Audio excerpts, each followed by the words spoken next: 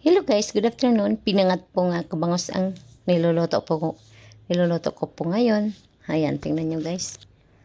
Paluto na po siya guys. Ayan, nilagay ko kamatis, konting tubig, at saka onion, at saka bell pepper, at saka 3 hiwa lang na bangos. Yan po. Sarap po niya guys.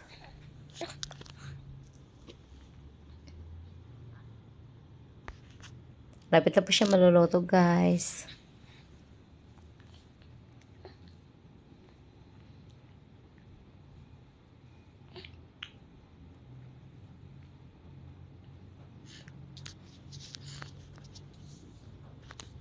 Thank you for watching guys, and God bless us all.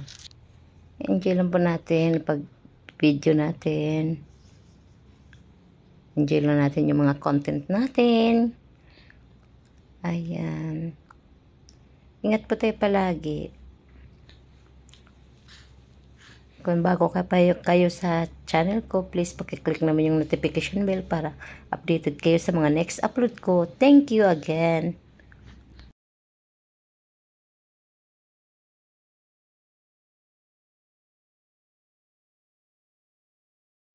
Ayan, luto na po. I-off na po natin ang apoy. Ayan, takpan na lang natin kahit tapos na.